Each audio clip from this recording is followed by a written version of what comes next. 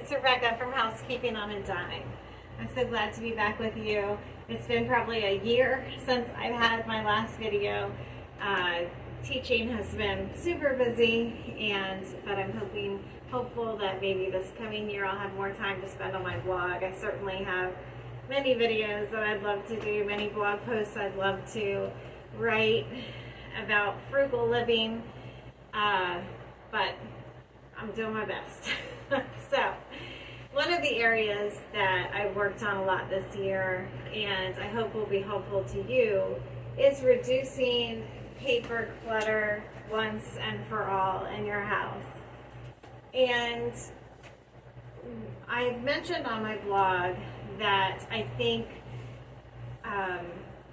being organized has to do with living frugally, because then we don't have to buy things over again that we already have, and we're buying them again because we can't find the item in our house because everything is so unorganized. So it can save us money. But then specifically in regards to paper clutter, being organized can really help, because let's say there's an amazing deal on a new car and you might miss the sale because you can't find the title to your old car if things are in a big catch-all that you can't find your title in. So I have been working on this because for 20 plus years I have had neat little file folders, and for every little company, area of my life, every different bank, every different house I've lived in had its own file folder, and I would never have time to file away the incoming mail. So all the incoming mail that I wanted to keep would go in a catch-all in the secretary, and then about once a year it was so stuffed I couldn't fit anything else in there, or heaven forbid I actually needed a paper and I'm scrambling looking through all these papers to find the one that I need, and it was just a nightmare year after year after year. So it dawned on me that maybe instead of rifling through a catch-all that could have 20 different categories in that stack, that maybe I could rifle through an area that has the same category, like cars, house, health, bank. These are 4 here. So the first step to eliminating paper clutter forever is to get yourself a 4 or 5 drawer filing cabinet.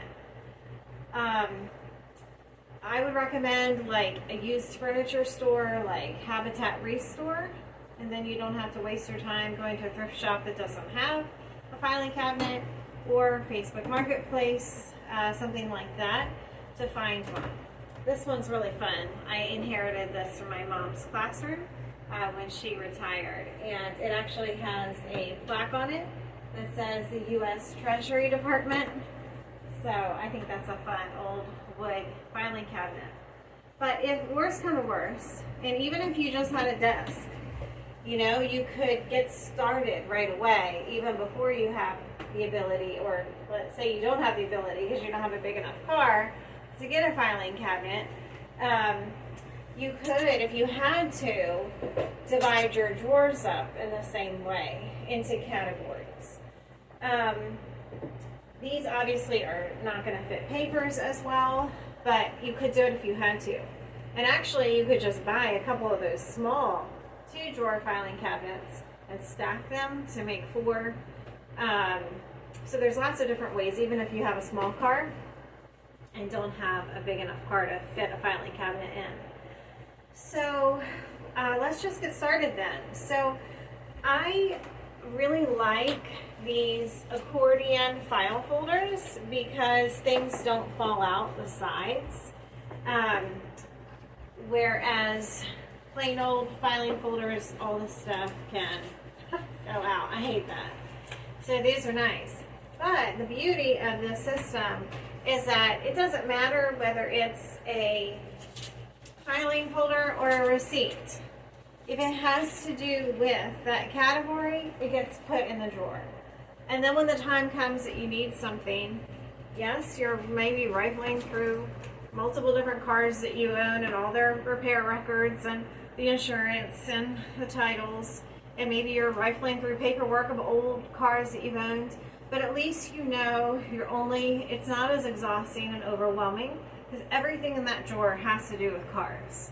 So I have a lot of stuff here that that has been in my catch-all, and actually that I pulled out of another filing cabinet where I am now trying to organize this in a different way than I used to.